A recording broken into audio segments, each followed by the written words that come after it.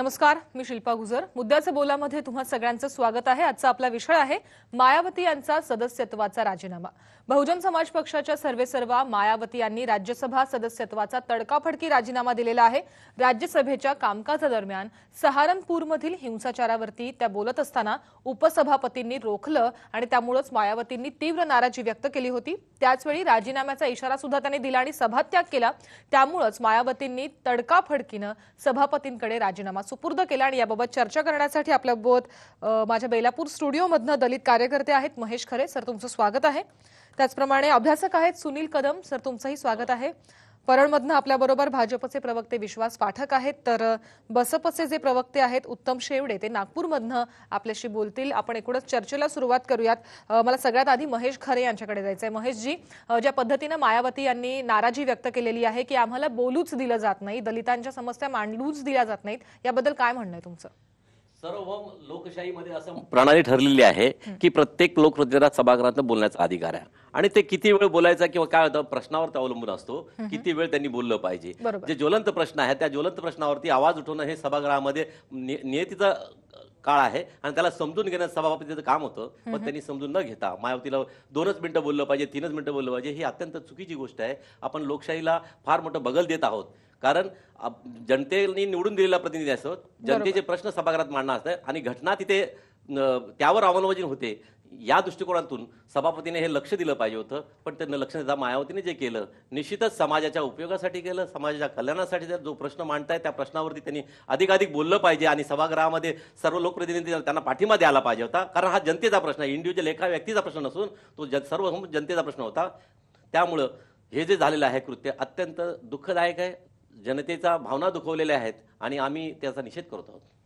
नक्कीच. आपल्याबरोबर सुनील कदम सुद्धा आहेत. सुनील जी, एकूणच राजीनामा जो दिलेला आहे मायावतींनी, राजीनामा देऊन प्रश्न सुटणार आहे का असं वाटतंय? आणि खरंच अशा पद्धतीने मायावतींना बोलू दिलं जात नाही असं ते जे म्हणतायत ते खरंच आहे का? मायावतींना संसदेत बोलू दिलं नाही, बाहेर अनेक म्हणजे सहारनपूरच्या सारख्या घटना, अनेक घटना त्या प्रकारच्या झाल्या आणि ह्या सगळ्या घटनांवर जिथे जिथे ज्या प्रकारे आवाज उठवला जातो तो आवाज बंद केला जातो. आणि एकूणच आपण जर पाहिलं की हे मॉब लिंचिंग असेल किंवा अन्य काही प्रकार जे काही देशामध्ये घडतायत त्यात तो प्रश्न ते प्रश्न जर मांडले असेल तर कितीही मुश्किल बाबी जर होणार असेल तर मायावतींना मला वाटतं याच्याशिवाय दुसरा मार्गच नव्हता. आणि खरं म्हणजे त्यांनी जो एका संसदेमध्ये मांडलं ते मला वाटतं देशातल्या एकूणच दलित समाजाचा तो आवाज होता आणि तो आवाज त्यांनी तो तिथं जे काही दाबलं गेलं होतं त्याचं ते एक वाचा त्यांनी फोडली. आणि तुम्ही जर एक पाहिलं असेल संसदेमध्ये काय झालं, मायावती ज्या वेळेला उभा राहिला बोलायला त्यावेळेला फक्त असं नाही झालं की सभापतीनेच त्यांना बोलायला नाही दिलं, त्या उठल्या आणि 3च मिनिटामध्ये म्हणजे मायावतीने सुरुवात केली आणि बीजेपीचे सगळे जे तिथं उपस्थित असलेले खासदार आहेत ते उठले आणि त्यांनी गोंधळ घालायला सुरू केला. याचा अर्थ हे पूर्वनियोजित होतं बीजेपीचं आणि म्हणजे मायावतींना बोलू द्यायचं नाही आणि सहारनपूरचा आवाज हा मोठा होऊ द्यायचा नाही, हे बीजेपीचे एकूण स्ट्रॅटेजी होती. आणि त्या स्ट्रॅटेजीमध्ये बीजेपीचे खासदार सगळे उठले आणि त्यांनी मायावतींना बसायला भाग पाडलं. असं म्हणजे पाडायचं होतं त्यांना, परंतु मायावती या स्वतः संघर्षामधनं आलेल्या आहेत. त्यांनी संघर्ष केलाय, मग तो संसदेत असेल किंवा संसदेच्या बाहेर असेल, दलित असेल की नॉन दलित असेल किंवा एकूणच पीडितांचा आवाजाला वाचा फोडणं हे मायावतीने या आधीही केलंय, या पुढेही करतील त्या आणि तेच त्यांनी केलंय. त्यामुळं मला वाटतं की त्यांनी जे काही त्या ठिकाणी केलं ते निश्चितच सगळ्या दलित समाजाने एकूणच सगळ्या दलित समाजाने त्याच्या सराहना केली आणि त्याला एक प्रकारचा पाठिंबा देताना दिसतंय. कारण मायावतीनं म्हणजे कदाचित हा येणाऱ्या काळामध्ये बॅकलॅशही असू शकतो, म्हणजे दलित बॅकलॅशही होऊ शकतो, अपसर्ज होऊ शकतो. मायावतींच्या ह्या आवाजाच्या भोवती सगळे दलित एकमत तयार होण्याची शक्यता मला तरी निदान एक ऑब्झर्व्हर म्हणून असं वाटतं की दलित म्हणजे जो आवाज दाबला जात होता तो मायावतीच्या त्यांच्या या निमित्तानं कुठंतरी बॅकलॅश आणि अपसर्ज होण्याची चान्सेस मला जास्त दिसत आहेत. दिस कुड बी द फ्युचर नक्कीच आपल्याबरोबर भाजपचे प्रवक्ते सुद्धा आहेत विश्वास पाठक. या पद्धतीने आरोप होत आहेत आता की हे पूर्वनियोजित होतं, बोलूच दिलं जात नाहीये मायावतींना. म्हणजे जेव्हा मायावती उभ्या राहिल्याच तेव्हा सभापती यांनी तर थांबवलंच, त्याशिवाय भाजपचे सगळेच लोकांनी आवाज करायला सुरुवात केली आणि मायावतींना थांबवलं. हा जो आरोप होतोय विश्वास पाठकजी, त्याबद्दल तुम्हाला काय म्हणायचंय?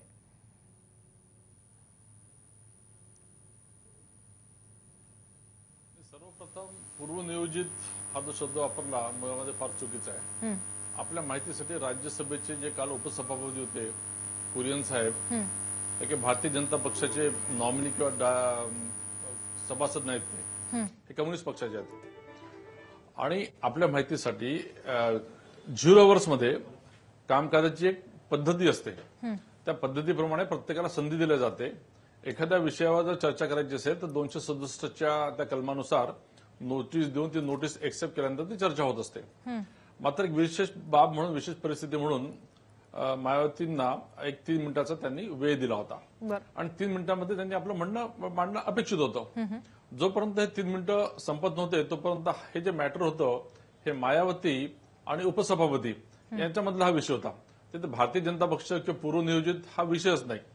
त्यामुळे जेव्हा 3 मिनिटं संपले तर 3 मिनिटं संपल्यानंतर जसं प्रत्येक सभासदाला त्या 1 तासाच्या 0 अवरचं महत्वाचं असतं तसं प्रत्येक सभासदाला महत्व असतं. त्यालाही असं वाटत असेल की आम्हाला देखील आमच्या विषयांवर बोलायची संधी मिळावी, कारण त्यांच्या 3 मिनिटाची संधी संपली होती. आता 3 मिनिटं, 5 मिनिटं, 2 मिनिटं हा नियम आहे का? नियम असेल किंवा नसेल, मात्र ती एक प्रॅक्टिस आहे आणि त्या प्रॅक्टिसचं पालन सगळेजण करत असतात. आता मुद्दा राहिला पूर्वनियोजित हा जो शब्द आहे, तर माझ्या मते जर आपण बघितलं तर मायावतींनी ही केलेली खेळी एक पूर्वनियोजितच होती. त्याचं कारण असं की या अतिशय चाणाक्ष धूर्तशा राजकारणी या 4दा उत्तर प्रदेशच्या त्या मुख्यमंत्री राहिलेल्या आहेत आणि त्या स्वतः कायद्याचं ज्ञान आहे त्यांना. त्यामुळे त्यांना ज्या प्रकारे सध्या उत्तर प्रदेशमध्ये त्यांची पिछेहाट चालू आहे, त्यांच्या राजकारणाचा पूर्ण गाभा कसा आहे तर दलित प्लस मुस्लिम अशी मोठ बांधणं, दलित ब्राह्मण अशी मोठ बांधणं, दलित यादव अशी मोठ बांधणं. त्यांनी दलितांना असं गृहीत धरलं होतं आणि गृहीत धरून ते राजकारण करत होते. मात्र जेव्हा दलितांना असं कळलं की अनेक वर्ष यांना संधी दिल्यानंतर देखील आमचं काही त्याच्यामध्ये उद्धार होत नाहीये, तर त्यामुळे त्यांना गेल्या अनेक निवडणुकांमध्ये सपाटून मार खावा लागत आहे. आज त्यांची परिस्थिती अशी आहे की राज्यसभेमध्ये त्या एकमेव सभासद आहेत आणि त्यांचं सभासदत्व केवळ 9 महिन्यानंतर संपणार आहे. 9 महिन्यानंतर त्यांना परत सभासदत्व मिळण्याची काही सुतराम शक्यता नाही. त्यामुळे त्यांनी खेळलेली एक चांगली राजकीय खेळी आहे, ज्याच्यामध्ये त्यांना मायलेज मिळू शकतं. त्यांना मायलेज मिळालं तर आम्हाला त्यांचं म्हणजे लखलाभ त्यांना, आम्हाला त्याचं काही हेच नाही, कारण आम्हाला देखील एक सशक्त विरोधी पक्ष तिकडे हवाच आहे. मात्र याच्यामध्ये भाजपाकडनं कोणती पूर्वनियोजित खेळी वगैरे असं म्हणणं चुकीचं आहे. दुसरा महत्वाचा असा मुद्दा असा की लवकरच तिकडे लोकसभेची म्हणजे आपलं हे होतं, म्हणजे पोटनिवडणूक होत्या. त्या पोटनिवडणुकीमध्ये त्यांना एक थोडीशी संधी दिसते. त्या जर उभे राहिल्या तर त्या निवडून येऊ शकतात. त्यामुळे हा केवळ एक राजकीय असं त्यांचा तो डाव आहे, याच्या व्यतिरिक्त दुसरं असं काही नाही. नक्कीच आपल्याबरोबर महेश खरे आहेत. महेश खरे, जसा आरोप सुनील कदम यांनी केला होता की भाजपची पूर्वनियोजित खेळी होती, भाजप असं म्हणणं आहे की मायावतींचं सदस्यत्व 9 महिन्यांनी रद्द होतं आहे आणि म्हणून त्यांनी हा डाव टाकलेला आहे. काय तुमची प्रतिक्रिया याच्यावरती? कोणता राजकारण काय करेल त्याला महत्व देण्यापेक्षा जनतेच्या प्रश्नावर जो बोलतो आहे त्याला बोलण्याचा पूर्ण अधिकार आहे. आणि मायावती जे बोलत होते ते निव्वळ आणि निव्वळ जनतेच्या प्रश्नावरती बोलत, त्यांना बोलण्याचा पूर्ण अधिकार आहे. ही आपल्या देशातील लोकशाही प्रणाली आहे आणि त्याला आपण संधी दिली पाहिजे. विषय महत्वाचा आहे, कारण सहारनपूरचा प्रश्न आहे. भारतामध्ये फार मोठ्या प्रमाणात दलित अत्याचार होतात आहे, फार मोठ्या प्रमाणात गुन्हे घडतात आहे. 3 वर्षामध्ये बऱ्याचशा गोरक्षकाच्या माध्यमातून बरेचसे खून पाडले गेलेले आहेत. यावर सरकार काय निर्बंध आणणार आहे की नाही? सरकार याकडे दुर्लक्ष करू नये. आमचं म्हणणं आहे की सरकारने आपल्याकडे 1/3 मेजॉरिटी आहे, आपण आपल्या पद्धतीने कार्यप्रणाली चालवत आहात, त्याबद्दल आदर आहे आपला. पण त्यावर जनतेचा काय विश्वास तुम्ही जिंकणार आहात की नाही? की जनतेला मारून आणि मुस्क दाबून आपण सरकार चालवणार आहात का? यावर सरकार चालवत असेल तर आम्ही आजपर्यंत तुमच्या विरोधात बोलण्यापेक्षा आम्ही तुम्हाला सांगतो की तुमची मेजॉरिटी आली आहे, आनंदाची गोष्ट आहे. चालवत असताना जनतेच्या प्रश्नावरती सभागृहात चर्चा झाली पाहिजे. आपण स्वतःसाठी चर्चा करण्यापेक्षा मायावतीने जी चर्चा केली होती की सहारनपूरचा हा फार मोठा हत्याकांड झालेला आहे, दलितांवर मुस्लिमांना भारतभरात अत्याचार होतात आहे, यावरती बोलत होती. आणि ते बोलण्याचा ज्वलंत प्रश्न आहे, त्यावर बोलण्याचा अधिकार आहे तिला आणि ती लोकप्रतिनिधी तिला लोकांनी निवडून दिलेली आहे. तर यासाठी आपण पाठक साहेब विनंती करतो की तुम्ही आमच्यासारखेच आहात, आम्ही तुमच्यासारखे आहात असं समजून ही सभागृह आपल्या सर्वांचे भारताच्या सर्व राज्यघटनेमध्ये असं लिहिलेलंच आहे, प्रत्येकाला नैतिक अधिकार आहे, ज्वलंत प्रश्नावर बोलण्याचा संधी दिली पाहिजे, हीच अपेक्षा होती आमची. नक्की सुनील कदम यांना सुद्धा एक मुद्दा मांडायचा होता. बोला सुनीलजी. हा जो प्रोपागंडा चाललाय की मायावतींचं तिथं कुठेतरी युपी मध्ये हे कमी झालंय, पहा एक आपण इतिहासात जाऊया. युपीने नेहमीच एका पक्षाला बहुमत दिलेलं आहे. याच्या आधी मायावतीने पण स्वीप केलं होतं, त्याच्यानंतर अखिलेश यादव यांनी स्वीप केलं होतं, आता बीजेपीने स्वीप केलंय. त्यामुळं आता बीजेपीला फार मोठा जनाधार मिळालाय आणि मग त्याच्यामध्ये आता बाकीच्यांचा जनाधार कमी झालाय. मायावतींची जी त्यांची वोट बँक आहे 22%ची, ती तशीच्या तशीच आहे. 22% त्यांना मतदान झालंय. त्यामुळे त्यांचं कुठेतरी पायाखालची वाळू घसल, जमीन हादरली आहे वगैरे असं म्हणायचं कारण नाही. कुठेतरी सेटबॅक असतो. इलेक्ट्रोल सेटबॅक हा नेहमीच प्रत्येक पक्षाला येत आलो. तो बीजेपीला कधी आलाय, कधी अखिलेश यादवांना आला, म्हणजे समाजवादीला आलाय, आणि आता मग बीएसपीला आला असेल, मायावतीनं आला असेल. त्यामुळं त्याचा एक मोठा काहीतरी बाऊ करण्यामध्ये आणि मग त्याच्यामध्ये मायावतीने आता काही म्हणजे फ्रस्ट्रेशन आलं वगैरे म्हणणं हे चुकीचं आहे. आणि त्याच्यामध्ये असाही प्रचार चाललाय की तो म्हणजे त्यांनी इलेक्शनसाठी केलं, याव केलं, त्यामुळे हे तर राजकारण आहे. याच्याही पेक्षा नाटकं बाकीचे करतात. बाकीचे पक्ष करत नाहीत की काय? म्हणजे बाकीचे पक्ष जर राजकारण करत असतील ते राजकारण, आणि मायावतीने केलं तर ते नाटक. हा जो मायावतीने केलं म्हणण्यापेक्षा कुणी दलितांनी केलं की ते नाटक. हे जे काही ब्रँडिंग चालू आहे ना, हे ब्रँडिंग कुठंतरी संपलं पाहिजे. हे ब्रँडिंग म्हणजे कुठंतरी तुम्ही हे म्हणणं चालतं की अगर दलितों को मारना है तो दलितों को मत मारो, मारना है तो मुझे मारो. अरे हे मोठं नाटक आहे. हे this is lip service. If you are giving this kind of a lip service, आणि तुम्ही मायावतींच्या ह्या वागण्याला म्हणणार. मायावतीने जो राजीनामा दिला तो दलितांच्या मनातला आहे. एकूणच दलित जनतेच्या मनामध्ये हे जे काही साचून राहिलं होतं ना, त्याला मायावतीने वाट करून दिली आहे. आणि त्याचा हा चुकीचा प्रोपगंडा करणं मला वाटतं हे चुकीचं आहे. असं न करता तो जेन्युअन जो प्रश्न आहे त्या प्रश्नाकडे बघणं, किंवा सारंगपूरमध्ये किंवा अन्य ठिकाणी ज्या काही घटना घडतायत आणि जे काही मुस्कुरदाबी केली जाते त्याच्याकडे लक्ष देणं हे जास्त उपयोगाचं सुनील कदमजी, होणार. या निमित्तानं एक मला तुम्हाला विचारायचं होतं की राज्यसभेचं कामकाज ज्या पद्धतीने आपल्याला विश्वास पाटील सांगत होते की 3 मिनिटं जो 0 आवरचा वेळ होता, पण जर तो महत्वाचा विषय होता तर त्याला 0 आवर मध्ये का वेळ दिला गेला, त्याच्याबद्दल का नाही बोललं गेलं? एक्झॅक्टली. जे पाठक साहेब जे करतायत ना, ती दिशाभूल आहे. 3 मिनिटं वगैरे असं 0 आवरला नाही. 0 आवरला तुम्ही तो नोटीस न दिलेला विषय तुम्ही तिथं आणू शकता, आणि त्याच प्रकारे तो आणला. आणि मी जे म्हणालो ते पूर्वनियोजित बीजेपीचं कसं होतं, मायावतींना या विषयावर बोलू द्यायचं नाही. मायावती उभ्या राहिल्या आणि सगळे खासदार एक साथ उभे राहिले. म्हणजे याचा अर्थ काय, पूर्वनियोजित नव्हतं का? मायावतीने बोलायला सुरुवात नाही केली आणि सगळे खासदार उभे राहिले. तुम्ही राज्यसभेचा फुटेज पहा, त्याच्यामध्ये तुम्हाला दिसेल ते काय झालंय ते. आणि हा जो प्रकार, मग त्याच्यानंतर मग ते नकवी वगैरे उठले आणि मग त्यांनी जो प्रकार आरडाओरडा सुरू केला, त्यामुळं तिथं मायावतीनं बोलू द्यायचं नाही. हा पूर्वनियोजितच स्ट्रॅटेजी होती बीजेपीची, हे स्पष्ट दिसतंय तिथं. त्यामुळे त्याला कुठेतरी बगल देऊन मग असं कुठेतरी तो रूल नाहीच आहे मुळात की 3च मिनिटं बोललं पाहिजे. हे कुणी सांगितलं? 0 आवर मध्ये नोटीस न दिलेल्या विषयावर बोलता येतं, आणि ते बोलणं मायावतींचा तो अधिकार होता.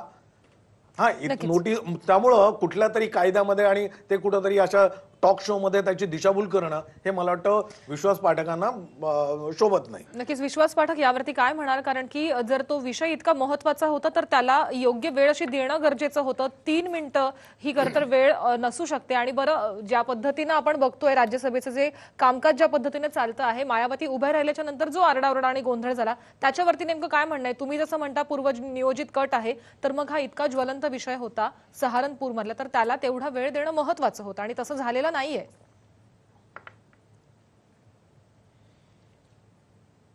बघा, तो विषय किती ज्वलंत होता याचं मोजमाप करण्याचं जे अधिकार आहे हे टीव्हीवरच्या चॅनलवरच्या माध्यमातून ठरत नसतं.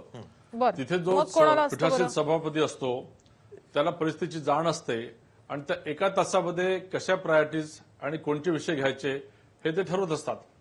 आता तुम्ही बघा की सभापती हे की भारतीय जनता पक्षाचे नव्हते, त्यामुळे त्यांना निष्पक्षपणे त्यांना जे योग्य वाटलं त्याप्रमाणे त्यांनी ते ठरवलं. आणि त्या 1 तासामध्ये फक्त एकाच व्यक्तीने 1 तास बोलायचं का असं देखील काही नियम नाहीये. त्यामुळे 3 मिनिटं बोलायचा हा पण नियम नाही. त्यांनी त्यांना 3 मिनिटाचा वेळ दिला. आणि 3 3 मिनिटं मिनिटाचा बोलायचा हा वेळ कुठं नियम वेळ आहे? संपली. 1 मिनिट मला जर बोलू द्या, मला बोलू द्या. नाही दिशाभूल तुम्ही करताय, समजून घ्या. तुम्हाला समजत नाही, जरा समजून घ्या मी काय म्हणतो आता. अहो 1 तास एकाच सभासदाला द्यायचा देखील नियम नाही आहे. एका सभासदाला 1 तास दर हा देखील नियम नाही आहे. मायावती दिशाभूल 1 तुम्ही तास करताय. बोलत होत्या का? त्यामुळे सभापती मायावती 1 तास बोलत होत्या का तिथे? अधिकार असतात की त्या 1 तासाचं नियोजन कसं करायचं. किती दिशाभूल करताय? मायावती 1 तास नाही बोलल्या तिथं. दिशाभूलच्या गोष्टी करताय म्हणून जरा समजून घ्या शांततेने. मी तुमच्या गोष्टी ऐकलेल्या आहेत. बोला नाही तुम्ही समजून घ्या मी काय म्हणतो तर. 1 तासामधलं नियोजन कसं करायचं हा सभापतींचा अधिकार असतो. माझा परत आरोप आहे, मी नाटक हा शब्द वापरला नाही. मी हेच म्हटलं की मायावतींचं हे जे आहे हे राजकारणच आहे. राजकारण कसं आहे, त्या कायद्याच्या पदवीधर आहेत, त्यांना तिथल्या व्यवस्थेची जाण देखील आहे. त्यांनी राजीनामा देखील कसा दिला, राज्यसभेमध्ये राजीनामा देण्याचे देखील काही निकष आहेत. निकष कसे आहेत, it should be voluntarily, it should be free with free will, आणि कुठेही कंडिशन असं देता येत नाही. त्यांनी 3 पानाचं एक मोठा निबंध लिहिला काय काय घडलं, तर या बेसिसवर त्यांचा राजीनामा सभापतींना वाटलं तरी ते एक्सेप्ट करू शकत नाही, कारण त्यांना माहिती आहे आपण काय करतोय आता. तर यांनी हे केलेलं पूर्ण एक राजकीय असं भाग होता, आणि त्यांनी राजकारणात राजकीय गोष्टी कराव्या, मात्र त्याचं खापर भारतीय जनता पक्षावर फोडणं हे मला वाटतं थोडंसं दुर्दैवाचं आहे. नक्कीच मला यायचंय तुम्हा दोघांकडे. फक्त मला विश्वास पाठकांना एक उत्तर द्यायचं होतं या निमित्तानं की माध्यम नाही ठरवत हा विषय ज्वलंत आहे की नाही. सामान्य जनता जेव्हा त्या गोष्टीतनं सामोरी जाते त्याच्यानंतर तो ठरतो तो ज्वलंत विषय आहे की नाही. तो उपसभापती किंवा असंही कोणीही ठरवू शकत नाही. त्याची व्याप्ती केवढी मोठी आहे हे तिकडचे लोक जेव्हा त्या गोष्टीतनं सामोरे जातात ना तेव्हा तो ज्वलंत विषय ठरतो. आणि माध्यम जेव्हा दाखवतात की असं काहीतरी झालंय, माध्यम ठरवत नाही, माध्यमांना तो अधिकारही नाही. माध्यम फक्त दाखवण्याचा प्रयत्न करतात की नेमकं तिथली परिस्थिती नेमकी काय आहे. सुनील कदमजी बोला, तुमचा काय मुद्दा आहे? नाही विश्वास पाठक जे बोलले ना त्याच्यावर मला एक मिनिट मला जरा याचं उत्तर देऊ द्या. म्हणायचं होतं की ते म्हणाले की मायावतींनी काहीतरी तो राजीनामा पाठवलाय. पहा, मायावतींनी तो राजीनामा डायरेक्ट उपराष्ट्रपतींना पाठवलाय, राज्यसभेचे ते चेअरमन आहे त्यांच्याकडे पाठवलाय, आणि कंडिशन्स वगैरे म्हणताना तो त्याचे कंटेंट्स काय तुमच्यापर्यंत आलेत का, काय कोणत्या कंडिशन्स टाकल्यात. त्यांनी रितसर तो राजीनामा दिलेला आहे, आणि तो राजीनामा स्वीकारणं हे आहे. कोणत्या कंडिशनवर ते स्वीकारणार नाहीयेत, तो स्वीकारला जाणार आहे. त्याच्यामुळं त्याच्यामध्ये असं काहीतरी मोठा फसाड उभं करण्याचा जो प्रयत्न चालू आहे ना तो नका करू. तुम्ही कंटेंट्स वाचलेत का, काय कंटेंट्स आहेत त्याच्यामध्ये, कोणत्या कंडिशन्स टाकल्यात सांगू शकाल मला. मग जर तुम्हाला कंडिशन्स माहित नाही तर कंडिशनवर बोलताय का? मी सांगतो तुम्हाला. सांगा कंडिशन्स. 3 पानामध्ये हे लिहून दिलं की सगळ्यापासून घटनाक्रम कसा घडला, सगळ्यापासून घटनाक्रम असा घडला, मला बोलू दिलं नाही म्हणून मी राजीनामा देत आहे. तर या कंडिशनवर राजीनामा एक्सेप्ट होऊ शकत नाही. आजचे तुम्ही वर्तमानपत्र वाचा, कंटेंट्स आलेले आहेत सगळे. नाही, जर मला बोलू दिलं नाही तर मी निषेध करते आणि राजीनामा देते. दिस इज एकदम व्हॅलिड रिझन आहे ते. त्याच्यामध्ये चुकीचं रिझन काय? जर मला एखाद्या सभागृहामध्ये बोलू दिलं जात नाही तर त्या सभागृहामध्ये मी थांबूच का, त्या सभागृहाचं मी सदस्यत्व ठेवूच का, हे जर त्यांचं म्हणणं असेल, she is right in her own right, she is absolutely right. बोला महेशजी. पाठकजी, आपण लोकप्रतिनिधी संपूर्ण भारतामध्ये काम करतो. कायद्याचे प्रोव्हिजन्स आणि प्रोसिजर्स काय हे तुम्हाला सांगण्याचा प्रयत्न करतोय. सर, अशा प्रकारे प्रोसिजर माहिती आहे पद्धती नाही. सर पाठक सर, एक मिनिट सर. ज्या विभागामध्ये लोकप्रतिनिधी काम करत आहेत त्या विभागातल्या लोकांच्या ज्वलंत प्रश्नासाठी लोकप्रतिनिधी सभागृहामध्ये आवाज उठवण्यासाठी जातात.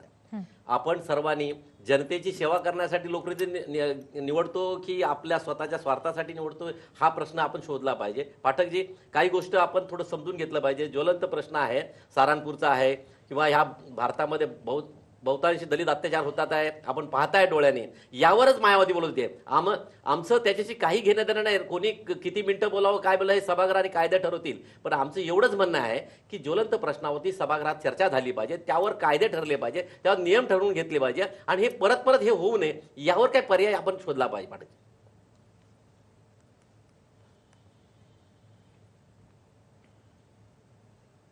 नक्कीच आपल्याबरोबर उत्तम शेवडे सुद्धा थोड्याच वेळामध्ये कनेक्ट होतील. नागपूरवरनं बसपचे प्रवक्ते आहेत. महेशजी, मला या निमित्ताने एक विचारायचं आहे तुम्हाला की दलितांचा जो आवाज आहे तो मुळातच दाबण्याचा प्रयत्न केला जातोय का या सरकारकडनं, काय म्हणायचं यावर? असं तर निश्चितच दिसायला लागलं आहे की गेली 3 वर्षापर्यंत आम्ही महाराष्ट्रामध्ये, भारतामध्ये सगळीकडे पेपरमध्ये बघतो आहे की वारंवार दलितांवर अन्याय अत्याचार होतात आहे, वारंवार ह्या गोष्टी घडतात आहे. यावर कायदे का करत नाहीत? आज आपल्याकडे मेजॉरिटी आहे. आजचे दिनची वार्ता आपण केलेली आहे आणि आम्ही आदर करतो मोदीजींचा, का की बाबा एक चांगल्या प्रकारची आपल्याला एक शासन प्रणाली निर्माण होते, जीएसटी आणली, त्याचा आदर करतो आम्ही. पण याचा अर्थ असा नाही ना की ह्यावर तुम्ही काहीतरी बंधन आणलं पाहिजे. हे किती वर्ष आपण ह्या लोकशाही देशामध्ये राहून अन्याय अत्याचार सहन करायचा आहे हे आपण ठरवलं पाहिजे ना. आपण सरकार चालवता, आपल्याला सगळं ज्ञात आहे की कुठल्या विभागामध्ये काय काय कुठल्या कुठल्या गुंड प्रवृत्तीचे लोक आहेत, त्यांना दाबण्याचं काय प्रक्रिया आपण तयार करणार आहात की नाही. आता किती 3 वर्ष झाले, आपण 3 वर्षामध्ये आम्ही बघायचीच भूमिका आहेत का. आज सारणपूरचा इतकं मोठं ज्वलंत प्रश्न असताना तरी ह्यावर कुठला तरी एखादा नियम बसून कोण कोण आहे त्याच्यामध्ये दोषी, त्यावर तात्काळ कायदे का करत नाही त्यावर. विश्वासजी, याच्यावरती काही बोलणार आहात?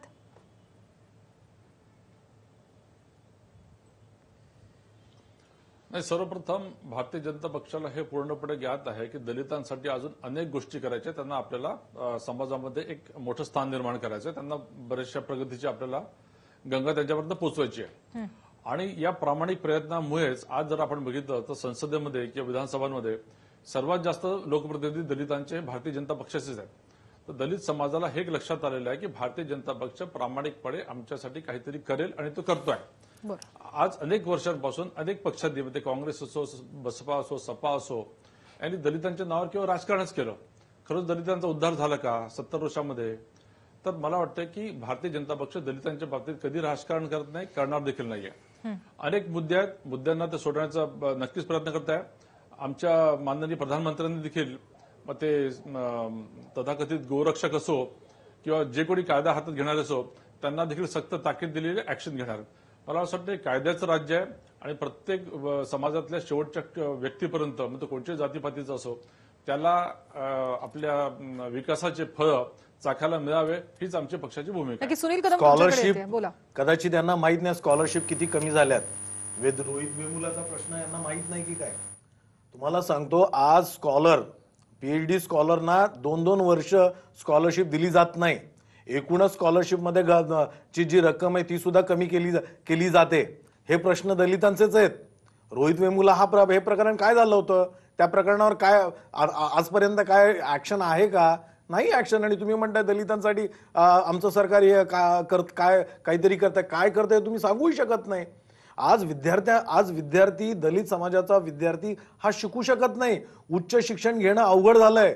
फी तर वाढलीच आहे, म्हणजे फी तर नाही पण स्कॉलरशिप दिली जात नाही. तुम्हाला माहिती आहे, परदेशात राहणाऱ्या विद्यार्थी गेली 8 महिने लक्षात घ्या, 8 महिने त्यांना खायला पैसे नव्हते, उपाशी होती ती मुलं तिथं. त्यांनी कुठंतरी तो आवाज उठवला आणि अजूनही त्यांच्या प्रश्नाकडे पाहिलं जात नाही. आणि तुम्ही म्हणता दलितांच्या प्रश्नांकडे बघितलं जात आहे. केवळ टोकनिझम, कुठले तरी खासदार आमचे जास्त आहेत वगैरे म्हणून, हे टोकनिझम आहे. तुम्ही ठीक आहे राष्ट्रपती दलितांचा केला म्हणजे हे टोकनिझम आहे. दलितांचे प्रश्न नाही सोडवले. आधी दलितांचे प्रश्न सोडवणं महत्वाचं आहे. तुम्ही काँग्रेसवर हे म्हणता, काँग्रेस सारखंच तुम्ही करताय. दिस इज एक्झॅक्टली टोकनिझम. हे जर करणार असाल आणि वर म्हणत असाल तुम्ही दलितांचे प्रश्न आम्ही सोडवतोय, तर हे तुम्ही खोटं बोलताय. पहा तुम्ही स्कॉलरशिप मध्ये काय झालं होतं. पहा तुम्ही 8 महिने विद्यार्थ्यांना परदेशामध्ये, भारतामध्ये नाही तर परदेशामध्ये त्यांना खायला अन्न नव्हतं, पैसे दिले जात नव्हते.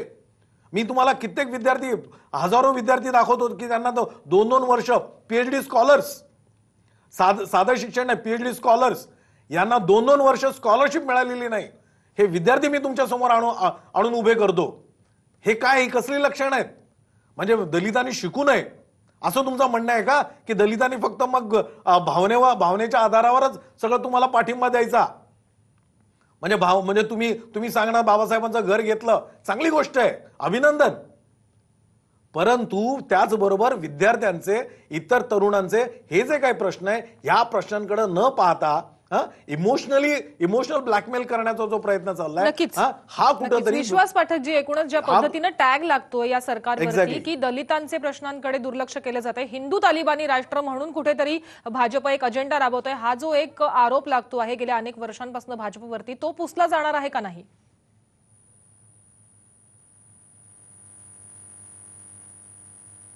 नाही, ह्या प्रकारचे जे आरोप आहेत त्याच्यामध्ये काही तथ्य नाहीये. खोटं आहे का ते सिद्ध करू का? लोकशाहीवर विश्वास असेल, लोकशाहीच्या माध्यमातून जेव्हा समाज आपल्याला, एक मिनिट मला बोलू द्या, समाज ज्याप्रमाणे भारतीय जनता पक्षाशी उभा आहे आणि भारतीय जनता पक्षाने आजपर्यंत काय केलं 3 वर्षांमध्ये, जर यांना माहित नसेल तर यांच्या माहितीसाठी की ज्या प्रकारे एलपीजीची सबसिडी असो, शेतकऱ्यांसाठी बेनिफिट असो, पीक विमा योजना असो, तेव्हा जातपात न बघता जो गरीब आहे त्या शेवटच्या व्यक्तीपर्यंत याचे बेनिफिट कसे मिळतील या दृष्टीने प्रयत्न चालू आहे. ओबीसीसाठी सेपरेट कमिशन असो किंवा जे दलित आहेत त्यांच्या माध्यमातून तो जो फंड केलेला आहे एंटरप्रिन्युअरसाठी, बिझनेससाठी, या सगळ्या गोष्टी काय दर्शवतात? या गोष्टी या दर्शवतात आहे की दलित समाजाबरोबर सगळ्यांचंच कसं भलं करता येईल या दृष्टीने हे सरकार कटिबद्ध आहे. शेतकरी रस्त्यावर आहे. नॅरो चष्म्यातनं बघून हे भारतीय जनता पक्ष दलितांच्या विरोधातलं आहे असं एक नक्कीच माझी वेळ संपत आलेली आहे. माझी वेळ संपत आली आहे. तुम्हा तिन्ही मान्यवरांचे खूप खूप आभार. खरं तर आजचा विषय प्रचंड महत्वाचा होता. मायावती यांनी त्यांच्या सदस्यत्वाचा राजीनामा दिलेला आहे आणि भाजप सरकारवरती ज्या पद्धतीने टीका होते की दलित प्रश्नांकडे दुर्लक्ष केलं जात आहे, शेतकरी प्रश्नांकडे दुर्लक्ष केलं जात आहे आणि भाजप एक अजेंडा दाबवत आहे हिंदू तालिबानी राष्ट्र बनण्याचा. तो कुठेतरी विचार आता भाजपनं करणं गरजेचं आहे, कारण की जर सर्वसामान्य जनता पेटून उठली तर त्याचे रिझल्ट पुढच्या इलेक्शनमध्ये नक्कीच बघायला मिळतील. मुद्द्याचं बोलामध्ये आता वेळ झाली इथेच थांबण्याची. नमस्कार.